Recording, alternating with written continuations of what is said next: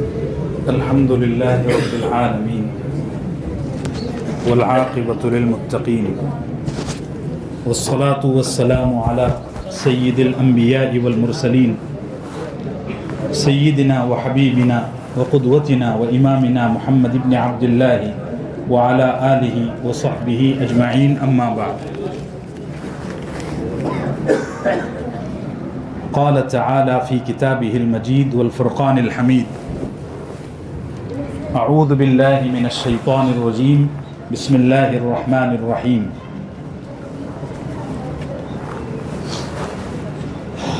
وَلِلَّهِ غَيْبُ السَّمَاوَاتِ وَالْأَرْضِ وَمَا أَمْرُ السَّاعَةِ إِلَّا كَلَمْحِ الْبَصَرِ أَوْ هُوَ أَقْرَبُ إِنَّ اللَّهَ عَلَى كُلِّ شَيْءٍ قَدِيرٌ.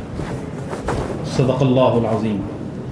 معزز حاضرین گرامی قدر، آج 3 رمضان المبارک ہے اور ہم یہاں دو موضوعات کو سننے سمجھنے کے لیے جمع ہیں.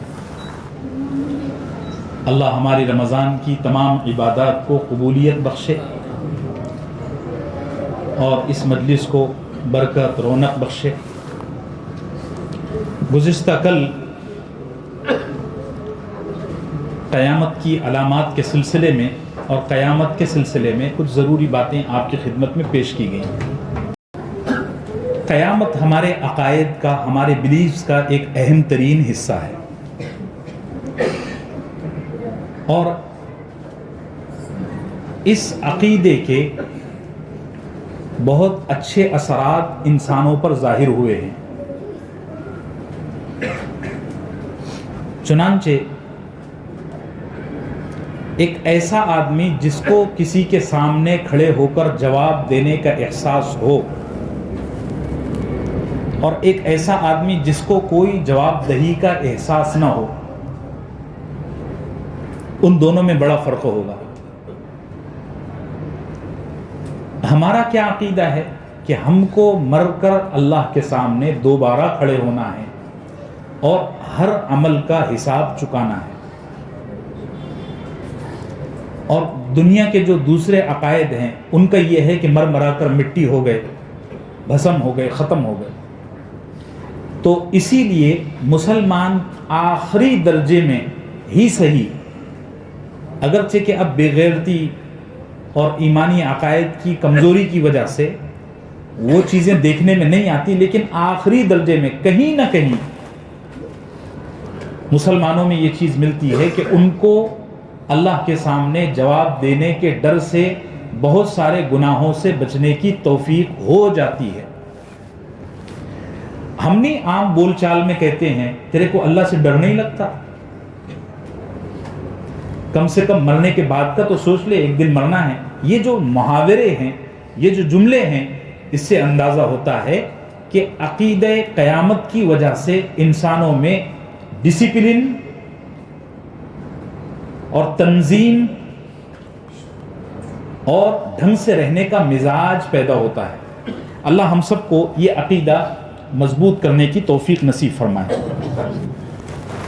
آج کی اس مجلس میں 2-3 چیزوں کو میں عرض کر دیتا ہوں. پہلی بات تو یہ ہے کہ جو قیامت کی علامتیں ہیں ان کو جاننے کا کیا فائدہ ہے اور ان کی کتنی اہمیت ہے.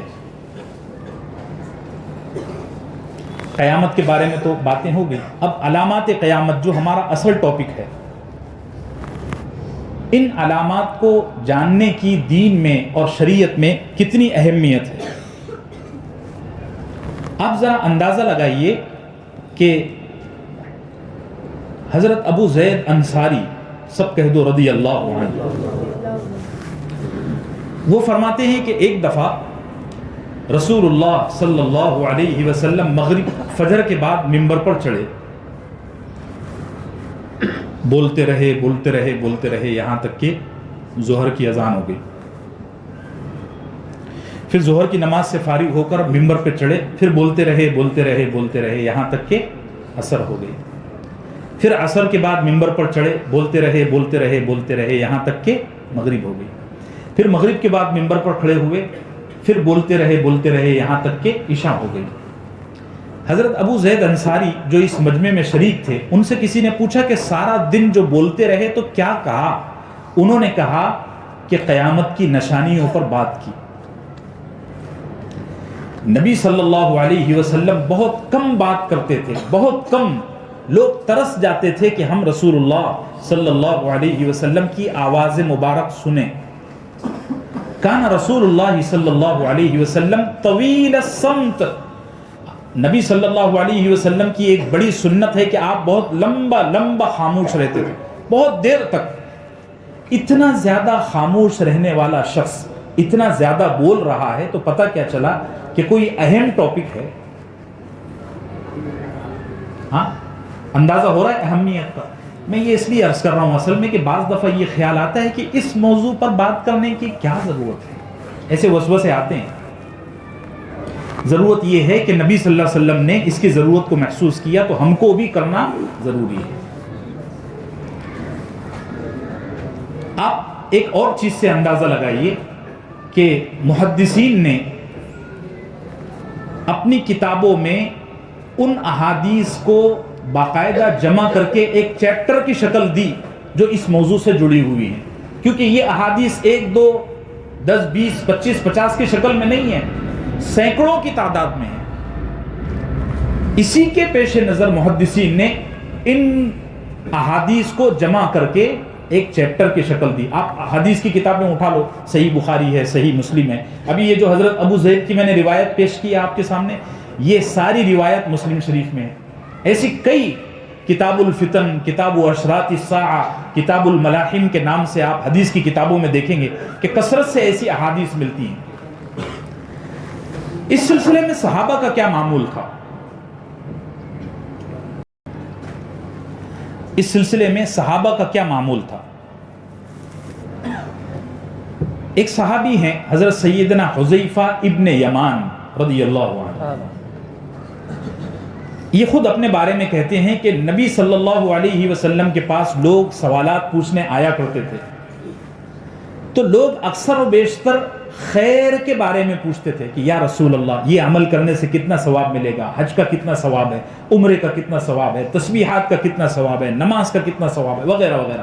لیکن میری یہ عادت تھی کہ میں جب بھی نبی صلی اللہ علیہ وسلم سے سوال کرتا تو میں فتنوں کے بارے میں پوچھتا، یعنی ان فتنوں کے بارے میں جو قیامت سے پہلے ظاہر ہونے والے ہیں، یعنی علامات قیامت کے بارے میں۔ اس سے پتہ چلتا ہے اچھا یہ جو حضرت حذیفہ ابن یمان ہے نا، یہ کوئی معمولی آدمی نہیں ہے، بلکہ حضرت عمر رضی اللہ عنہ نے اپنے دور خلافت میں جب بہت زیادہ اہم لوگوں سے مشورہ لینا شروع کیا، ان میں ایک یہ بھی تھے۔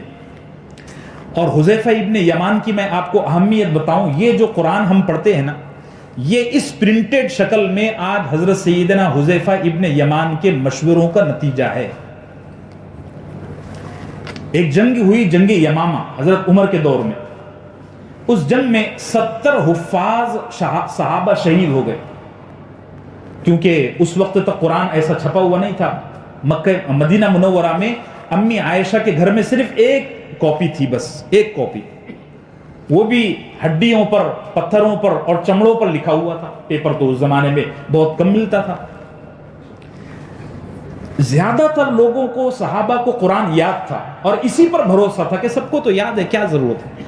لیکن جب ایک ہی جنگ میں 70 صحابہ شہید ہو گئے تو حضرت حذیفہ رضی اللہ عنہ کے اللہ درجات بلند فرمائے، انہوں نے سب سے پہلے حضرت عمر کو مشورہ دیا کہ مجھے لگتا ہے کہ کہیں ہم بھی اسی طرح فتنے میں مبتلا نہ ہو جائیں جیسی پچھلی یہود اور نصارہ امتیں گمراہ ہوئی، کیونکہ ان کی کتابیں خلط ملط ہو گئی، تحریف ہو گئی اس میں۔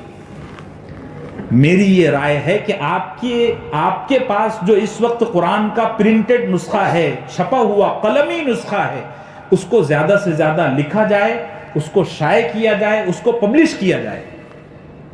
اب یہ مشورہ کون آدمی دے سکتا ہے؟ جس کو فتنوں کے خطرناک ہونے کا کچھ اندازہ ہو، اور وہ کون تھے؟ حضرت سیدنا حذیفہ ابن یمان رضی اللہ عنہ۔ ہماری جو ان 100-150 سالوں میں جو بزرگان دین گزرے ہیں، انہوں نے بھی اس موضوع پر، اس ٹاپک پر بہت کام کیا ہے۔ میں کچھ نام آپ کے سامنے لیتا ہوں۔ ایک بہت بڑا نام ہے مولانا رفیع الدین صاحب، یہ دارالعلوم دیوبند کے دوسرے محتمم تھے. دارالعلوم دیوبند کو تقریباً ابھی 130 سال ہو گئے بننے کو. یہ دوسرے محتمم تھے. یہ ایک دفعہ مکہ مکرمہ گئے تو مکہ مکرمہ میں ایک خاندان ہے آل شیبی. شیبی خاندان اس کو کہتے ہیں, آل شیبی. ان کے پاس خانہ کعبہ کی چابی ہے اور یہ چابی ان کے خاندان کو نبی صلی اللہ علیہ وسلم نے دی تھی اور فرمایا تھا کہ اس چابی کو قیامت تک سنبھال کر رکھنا. یہ جو جملہ ارشاد فرمایا نا, اس پر علماء نے لکھا ہے کہ معلوم ہوتا ہے کہ شیبی خاندان واحد خاندان ہے جو مکے میں آخر دور تک رہے گا, کیونکہ نبی صلی اللہ علیہ وسلم کی زبان سے نکلے ہوئے الفاظ نعوذ باللہ غلط تو نہیں ہو سکتے. مولانا رفیع الدین صاحب رحمۃ اللہ علیہ دارالعلوم دیوبند کے جو محتمین تھے, جب یہ حج کے لیے گئے تو انہوں نے اس خاندان کے ذمہ دار قبائل کے جو صدر تھے, ذمہ دار تھے, امیر تھے, ان سے ملاقات کی اور ایک قرآن ہدیہ دیا اور ایک تلوار ہدیے میں دی اور ایک خط لکھا, ایک لیٹر لکھا. وہ خط انہوں نے امام مہدی کے نام سے لکھا. اس میں لکھا ہوا ہے کہ حضرت امام مہدی آپ اس وقت مکہ مکرمہ میں موجود ہیں اور یہاں سے بیت المقدس کی اور دجالی فوج سے لڑنے کے واسطے آپ صفیں درست کر رہے ہیں. میری طرف سے میں آپ کو شیبی خاندان کے واسطے سے ایک قرآن اور ایک تلوار ہدیہ کر رہا ہوں. یہ قرآن مولانا رفیع الدین کا دیا ہوا اور وہ تلوار آج بھی شیبی خاندان کے گھر میں جو میوزیم ہے اس میں موجود ہے. آپ گوگل پہ دیکھ لینا, مل جائے گا انشاءاللہ. تو ہمارے اکابرین کا بھی اس موضوع پر اتنا زیادہ اہمیت کا معاملہ تھا. اسی طریقے سے اور آپ نام لے سکتے ہیں حضرت علامہ انور شاہ کشمیری کا, انہوں نے بھی اس فیلڈ میں بہت کام کیا ہے. آپ نام لے سکتے ہیں شاعر مشرق حضرت علامہ اقبال سب کہہ دو رحمۃ اللہ علیہ. ان کی شاعری کا ایک بڑا حصہ قیامت کی علامتوں پر مشتمل ہے. اسی طریقے سے آپ نام لے سکتے ہیں ڈاکٹر اسرار احمد صاحب کا رحمۃ اللہ علیہ. ان سے کچھ چیزوں میں ہم کو ذرا اختلاف بھی ہے مگر انہوں نے اس فیلڈ میں بڑا اچھا کام کیا ہے. ابھی ہمارے اس زمانے کے جو بزرگان دین ہیں ان میں بہت بڑا نام ہے جو ابھی 2 مہینے پہلے وفات پا گئے, حضرت پیر ذوالفقار نقشبندی رحمۃ اللہ علیہ. ان کے خطبات میں, ان کے بیانات میں آپ یہ بولتے ہوئے ان کو خود سن سکتے ہیں. یہ خود فرماتے ہیں کہ میں جب بھی مکہ مکرمہ جاتا ہوں تو یہ نیت بھی لے کر جاتا ہوں کہ ہو سکتا ہے وہاں امام مہدی ظاہر ہو جائے اور مجھے ان سے بیعت کرنا پڑے. اسی طریقے سے لاک ڈاؤن کے زمانے میں, تالہ بندی کے زمانے میں ہندوستان کے مشہور بزرگ ہیں, خود ہمارے شہر میں رہتے ہیں, مولانا خلیل الرحمن سجاد نعمانی صاحب. انہوں نے لاک ڈاؤن کے زمانے میں آن لائن جو دروس دیے تھے سورہ کہف کی تفسیر کے نام سے, اس میں یہ ساری تفصیلات بہت بہترین انداز میں پیش کی تھی. تو بڑے لوگ, مفتی نظام الدین شامزئی جن کو شہید کر دیا گیا پڑوس کے, بڑے عالم تھے, وہ بھی اس فیلڈ میں بڑا کام کر کے گئے ہیں. تو یہ ایسا نہیں ہے, کہنے کا مطلب یہ ہے کہ یہ ایسا نہیں ہے کہ میں کہہ رہا ہوں اور ایک بے موضوع ایسے ہی کوئی ٹاپک لے لیا اور اس پر بول. یہ بڑا اہم موضوع ہے, اگرچہ کہ عوامی سطح پر, پبلک لیول پر وہ کام نہیں ہو سکا جو ہونا چاہیے تھا. اللہ تعالیٰ توفیق نصیب فرمائے. اب قیامت کی نشانیوں کو جاننے کے فائدے کیا ہیں, ذرا اس پر بات کرتے ہیں. ہم یہ جان لیں گے کہ قیامت کی کیا کیا نشانیاں ہیں تو اس کے فائدے کیا ہیں. پہلا فائدہ دیکھیے, کوئی آدمی اگر فتنوں پر آگاہی حاصل کر لے تو اس میں مقابلہ کرنے کی صلاحیت پیدا ہو جاتی ہے. قیامت کے قریب جو علامتیں ظاہر ہوں گی ان میں 70% علامتیں فتنوں سے جڑی ہوئی رہیں گی. آگے میں تفصیل بیان کروں گا. یہ فتنہ وہ فتنہ نہیں ہے کہ 2 لوگوں نے چغلی کیا, تیسرے نے جھگڑا کر دیا. قیامت کے قریب جو فتنے ہیں, یہاں فتنے کا کچھ اور مطلب ہے, وہ ہمارے یہاں اردو والا فتنہ نہیں. قیامت کے قریب فتنوں کا جب لفظ بولا جاتا ہے تو اس سے مراد بڑی بڑی جنگیں ہوتی ہیں. نبی صلی اللہ علیہ وسلم نے فرمایا کہ ایسی ایسی جنگیں ہوں گی کہ عربوں کی اتنی ہلاکت ہوگی کہ اگر کسی کے 100 بیٹے ہوں گے تو 99 مر جائیں گے. اللہ ہم سب کی حفاظت فرمائے, اور اگر ایسے حالات آ جائیں تو ہم کو اللہ استقامت نصیب فرمائے. اگر کوئی آدمی فتنوں پر آگاہی حاصل کر لے, اس کو پتہ ہو جائے کہ ہونے والے حالات ایسے ہیں, آنے والے حالات ایسے خوفناک ہیں, تو جب وہ حالات میں پھنسے گا نا تو گھبرائے گا نہیں, بلکہ حالات کا علم ہونے کی وجہ سے وہ مضبوطی سے لڑے گا. ارے بات واضح ہو رہی کہ نہیں؟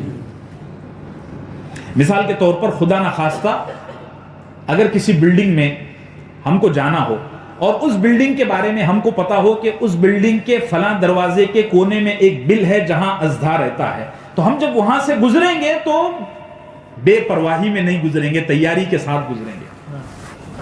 بات واضح ہو رہی ہے؟ ایسے ہی قیامت کے قریب ہونے والی ہر چیز پر نبی صلی اللہ علیہ وسلم نے اور اللہ نے ہم کو مطلع کیا ہے، بتایا ہے کہ یہ ہوگا، تم سمجھ جاؤ، اس کا علم حاصل کرو. جب یہ ساری چیزیں ہمارے علم میں آئے گی تو ہمارے ایمان کی خود بخود کیا ہوگی؟ حفاظت ہوگی. ہم خود جن لوگوں کو ان چیزوں کا علم نہیں ہے، آپ ذرا اندازہ لگائیے، یہ ہمارا سانتا کروز، جوگیشوری اور یہ واکولا اور یہ اتنا جو علاقہ ہے، صرف اتنے اس علاقے میں، باندرا کے تمام علاقے، اتنے علاقے میں لاک ڈاؤن میں یہ نیوز آئی تھی کہ 10,000 نوجوان بچے شکیل بن حنیف کے ہاتھ سے مرتد ہو چکے ہیں. کتنے بچے؟ 10,000. اور واللہ وباللہ وتاللہ میں اس وقت وضو کی حالت میں ہوں، آپ بھی وضو کی حالت میں ہیں، میں یہ بات کہہ رہا ہوں کہ یہ جتنے بچے گمراہ ہوئے ان میں بڑی تعداد میں اچھے گھروں کے بچے تھے، اچھے خاندان کے. کیوں گمراہ ہوئے؟ ان کو پتہ ہی نہیں کہ نبی صلی اللہ علیہ وسلم نے قیامت کے قریب امام مہدی اور حضرت عیسیٰ کے بارے میں کیا بتایا. بس وہ ان کو جذباتی طور پر اچک لیتے ہیں اور وہ ان کے عقائد خراب ہو جاتے ہیں. پتہ ہی نہیں تھا تو گمراہ ہو گئے. اللہ ہم سب کی اس سے حفاظت فرمائے. قیامت کی علامتیں جاننے سے ایمان اور یقین میں بھی اضافہ ہوتا ہے. نہیں، میں اگر یہ ہمارے عادل بھائی بیٹھے ہیں، میں اگر ان کو یہ کہوں کہ عادل آپ کی عمر ابھی 25 سال ہے، 30 سال کی عمر میں نا آپ ارب پتی بن جاؤ گے، کہو انشاءاللہ. کیسے خوش ہو رہا ہے. اور اتفاق یہ ہوا کہ 30 سال کی عمر میں یہ ارب پتی بن گیا تو مجھ سے محبت میں اضافہ ہوگا نہیں؟ مولانا نے بھوشیوانی کی تھی یار، کیا آدمی تھے. ہو جائے گا ایسا، 100-200 کروڑ آ جائیں گے انشاءاللہ. کاش کہ میں تیرے لیے کچھ دوسری بات کہتا. نبی صلی اللہ علیہ وسلم نے جو بشارتیں سنائی قیامت کے قریب اور جو خوفناک واقعات ہونے والے بتائے، جب وہ ہمارے سامنے ہوں گے تو ہم کیا کہیں گے؟ یہ تو ہم کو پہلے سے ہی معلوم تھا، یہ ہونا تھا. ہمارا سچا نبی اور ہمارا رب بول چکے ہیں. ایمان میں اضافہ ہوا کہ نہیں؟ آج ہی آیت گزری، الذین قال لهم الناس ان الناس قد جمعوا لكم فاخشوهم فزادهم ایمانا، کہ ایمان والوں کو ڈرایا جاتا ہے ہر دور میں. اور کیا کہا جاتا ہے؟ دیکھو، امریکہ، برطانیہ، روس، جاپان، جرمنی اور چین اور اسرائیل اور دنیا کی تمام طاقتیں تمہارے خلاف متحد ہو رہی ہیں. تو ہم کیا کہتے ہیں؟ حسبنا اللہ. ہمارے لیے کوئی نئی بات نہیں ہے. ہم تو چاہتے ہی ہیں کہ ہمارے چیتھڑے اللہ کے لیے اڑا دیے جائیں. چاہتے کہ نہیں؟ ارے بھائی چاہتے ہیں. تم کیا سمجھو گے عشق کی داستان کو جی؟ تو قیامت کے قریب جب ہونے والا ہوگا نا، اس وقت بڑا مزہ آئے گا، ایمان میں اضافہ ہوگا. اور ہوتا ہے جب آپ، یہ جو ٹاپک چل رہا ہے نا، یہ تو بہت ڈرائی چل رہا ہے، اس لیے آپ کو اس میں تکلیف جا رہی ہے. جب آج ہی مؤذن صاحب سے میں عرض کر رہا تھا کہ یہ ابھی ڈرائی لگ رہا ہے. کیوں ایسا لگ رہا ہے؟ جب ہم بلڈنگ بناتے ہیں نا تو مٹی، دھول، اینٹ، گارا، سیمنٹ، ہاتھ پیر گندے، کوئی بھی کیا کہتا ہے؟ ارے یار کیا گندگی پھیلا رہا ہے، کوئی کیا رائتا بکھیر رہا ہے. لیکن جب بلڈنگ بن جاتی ہے، اس کے اندر عمارت بن جاتی ہے، اس کا وہ اندر کا ڈیزائن بن جاتا ہے، قالین بچ جاتا ہے، تو ہم مزے لیتے ہیں. لے رہے ہو کہ نہیں آپ مزے؟ ایسے ہی یہ جو ڈرائی آپ کو جا رہا ہے نا، اس کی وجہ اصل میں یہ ہے کہ یہ ابھی دھول مٹی گارا چل رہا ہے. جب یہ موضوع چلے گا انشاءاللہ تو آپ کہو گے یار واقعی میں. اللہ ہم سب کو ایمان اور یقین نصیب فرمائے. ہاں دیکھیے، اس کو ذرا توجہ سے سنیے. اگر قیامت کی علامات کو جان لیا جائے اور مستند علماء سے قیامت کی نشانیوں کو سمجھ لیا جائے، صرف جاننا بھی کافی نہیں ہے، اس کو سمجھنا بھی ضروری ہے. اور مستند علماء سے، اوتھنٹک علماء سے سمجھنا ضروری ہے. ورنہ آج ہر کوئی کچھ بھی کہہ رہا ہے. کتنے لوگ ہیں جو اپنے آپ کو مہدی کہہ رہے ہیں، نعوذ باللہ. وہ دہلی میں ایک مولانا صاحب تھے، لاک ڈاؤن میں فوت ہو گئے. وہ اپنے آپ کو ایک زمانے میں وہ ان کا ایک میگزین نکلتا تھا, انہوں نے گھوشت کر دیا تھا اپنے آپ کو کہ میں مہدی ہوں. نعوذ باللہ. مولانا سجاد صاحب نے ان کا خوب پیچھا اٹھایا پھر, اور خوب ان کے خلاف جو ہے نا مضامین لکھے, تو لوگوں کو سمجھ میں آیا کہ یہ بڈھا تو دھوکہ دے رہا ہے. تو مستند علماء سے اگر قیامت کی علامات کو سمجھ لیا جائے تو آدمی بہت ساری افواہوں سے, بہت سارے خوفناک معاملات سے بچ جاتا ہے. ایک شخص ہیں, تابعی ہیں, حضرت ابو الطفیل رحمۃ اللہ علیہ. یہ فرماتے ہیں کہ میں کوفہ میں تھا, جوانی کا دور تھا. تو کوفہ میں ایک دفعہ کوئی مداری آیا. مداری جانتے ہو آپ, وہ گاؤں دیہات میں بازار کے دن آتے ہیں, ڈگڈگی بجاتے ہیں, نوٹنکی کرتے ہیں, ڈھونگ کرتے ہیں, ہاتھ کی صفائی سے چیزیں کر کے بتاتے ہیں. تو وہ مداری آیا اور اس نے آ کے وہ سب کرنا شروع کیا. تو وہ مداری کچھ چیزوں میں ایسا تھا کہ جس کی وجہ سے لوگوں کو لگا کہ یہی دجال ہے, اور پورے کوفہ میں ہیبت پھیل گئی. کسی کو دیکھو تو کرانہ جمع کرنے بھاگ رہا ہے, کسی کو دیکھو تو دکان کو ٹھیک کر رہا ہے, کیونکہ اب دجال آ گیا بھائی, اب تباہی ہی تباہی ہے. تو کہتے ہیں کہ میں سوچنے لگا کہ یار یہ تو بڑی خوفناک بات ہے. ایک کام کرتے ہیں, ہم صحابی رسول حضرت حذیفہ ابن اسید کے پاس چلتے ہیں. وہ کوفہ میں موجود تھے اس وقت. کہتے ہیں میں دوڑتے دوڑتے مسجد میں گیا تو دیکھا کہ حضرت حذیفہ ابن اسید رضی اللہ عنہ بیان کر رہے ہیں, واعظ کہہ رہے ہیں. لوگ بیٹھے ہوئے ہیں بے فکری سے, ان کی بات چل رہی ہے. تو میں نے دوران بیان ہی پیچھے سے کھڑے ہو کر کہا, حضرت ہمارے شہر میں دجال آ گیا. تو حضرت حذیفہ تو صحابی رسول تھے, انہوں نے مسکرائے اور فرمایا بیٹھ جاؤ. اب وہ تو چونکہ دہشت میں آیا تھا نا, تو ان کو تو کھلبلی تھی حضرت ابو الطفیل کو. تھوڑی دیر کے بعد میں ایک اور نوجوان لڑکا آیا, وہ بھی کہنے لگا حضرت ہمارے شہر میں دجال آ گیا. اب افواہ پھیل گئی نا تو دہشت ہو گئی. تو حضرت حذیفہ فرمانے لگے بیٹا بیٹھ جاؤ بیٹھ جاؤ. 10-15 منٹ گزرے تو ہم دونوں نے چیخ کر کہا, ارے حضرت آپ اپنا واز بند کرو, دجال آ گیا ہے, اس سے لڑنے بھیڑنے کی کچھ ترتیب بتاؤ. تو حضرت حذیفہ رضی اللہ عنہ نے فرمایا ابھی دجال نہیں آئے گا. دجال اس وقت آئے گا جب مسلمانوں میں بغض اور حسد بہت پھیل جائے گا, دلوں سے ایمان کی عظمت نکل جائے گی, اور لوگ آپس میں اتنا لڑیں گے کہ ہر آدمی کا دوسرے آدمی سے جھگڑا ہوگا. آج ہے کہ نہیں؟ تم ذرا یہاں 2 منٹ بیٹھ کر سوچو کہ تمہاری کتنے لوگوں سے دوستی ہے, کتنوں سے دشمنی ہے. تو دشمن زیادہ ہی نکلیں گے. اسی طریقے سے جو دوست ہیں ان کی بھی دوستی کچی پکی ہے, وہ بھی پتہ نہیں کب روٹ جائیں. جب یہ 3 علامتیں پوری ہوگی تو حضرت حذیفہ نے فرمایا کہ تب دجال آئے گا. اب جب انہوں نے یہ بات سنی نا تو یہ دونوں بھی نوجوان بچے ذرا سنبھل گئے. اگر ان کو یہ بات پتہ نہ ہوتی تو پورا شہر دہشت میں اور خوف میں اور بے امنی کی حالت میں جی رہا تھا. بات واضح ہو رہی ہے. اسی طریقے سے آپ دیکھو ہمارے یہ 15-20 سال میں ہم نے اپنی آنکھوں سے دیکھا کتنا لٹریچر شائع ہوا. یہ عراق کے جو صدر تھے صدام حسین فوت ہو گئے, ان کے بارے میں مشہور ہو گیا تھا کہ مہدی ہیں. ابھی 2-3 رمضان پہلے میں ایک دن انصار میں بیان کر کے, اپنے فجر کے بعد بیان کر کے میں اپنے کمرے میں گیا تو 2-3 لڑکے میرے پاس میں آئے, آ کے کہنے لگے کہ حضرت وہ یہودی مسجد اقصیٰ کو گرانے والے ہیں. میں نے کہا کب گرانے والے ہیں؟ اب مجھے اس وقت بہت نیند آ رہی تھی.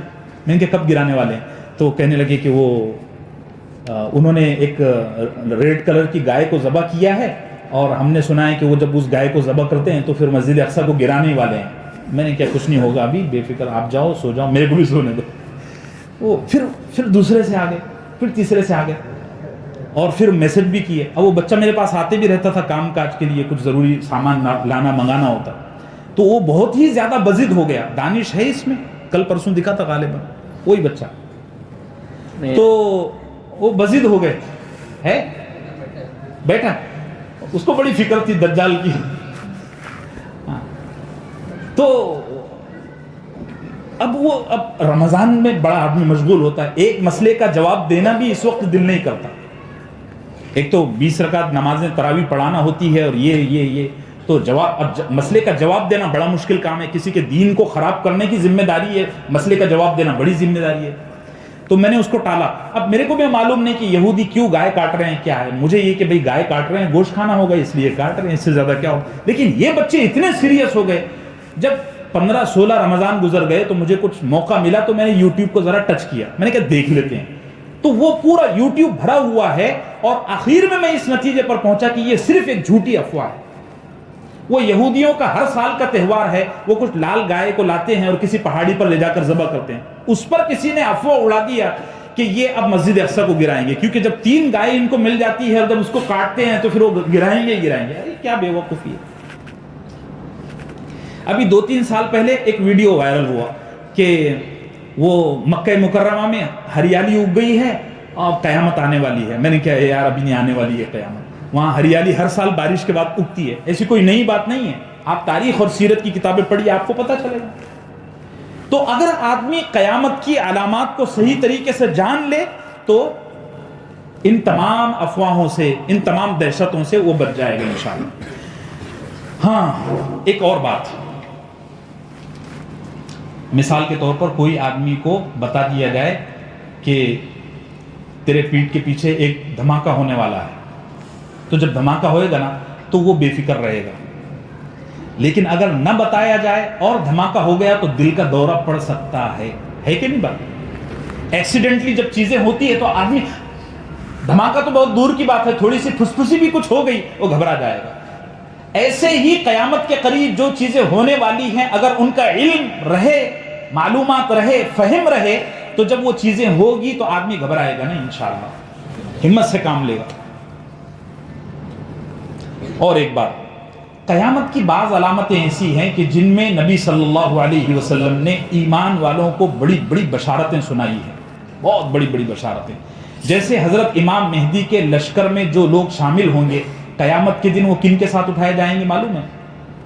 بدر کے شہداء کے ساتھ. اب یہ کتنی بڑی بشارت ہے. بدر کے شہداء وہ شہداء ہیں کہ خود بدری صحابہ بھی ان پر فخر کرتے تھے. 14 شہید ہوئے تھے نا بدر میں, کتنی بڑی بشارت ہے. نبی صلی اللہ علیہ وسلم نے فرمایا اگر تم کو مہدی کے لشکر میں شامل ہونے کے واسطے برف کی لادیوں پر بھی گھسٹ کر جانا پڑے تو چلے جانا, اس لیے کہ وہ قیامت کے دن بدر کے شہداء کے ساتھ اٹھائے جائیں گے. ایک اور بات بتاؤں, وہ آگے حدیث آئے گی, اس میں بھی نبی صلی اللہ علیہ وسلم نے فرمایا کہ قیامت کے قریب لوگ گدھے گھوڑے کی طرح سڑکوں پر زنا کریں گے. اس وقت کوئی آدمی ان کو اگر یہ کہہ دے گا کہ بیٹا دیوار کے پیچھے چلے جا, یہ نہیں کہے گا کہ مت کر, کیا کہے گا؟ بولو اس دیوار کے پیچھے چلے جا. تو نبی صلی اللہ علیہ وسلم نے فرمایا یہ شخص جو کہے گا نا کہ اس دیوار کے پیچھے چلا جا, یہ قیامت کے دن ابو بکر اور عمر کے ساتھ ہاتھ میں ہاتھ ملا کر چلے گا. کتنی بڑی بشارت ہے یار. قیامت کے قریب جو فتنے ہوں گے, جو حالات ایمان والوں پر آئیں گے, ان سے جو نمٹے گا, اللہ ہم کو یا ہماری نسلوں کو استقامت نصیب فرمائے. ان کی یہ فضائل ہے. اب یہ سنو تو دل کو ٹھنڈک ملتی ہے کہ نہیں؟ کہاں حضرت ابو بکر, کہاں حضرت عمر, اور کہاں ہم صرف یہ کہنے والے کہ بھائی دیوار کے پیچھے چلا جائے. اللہ ہم سب کو نصیب فرمائے.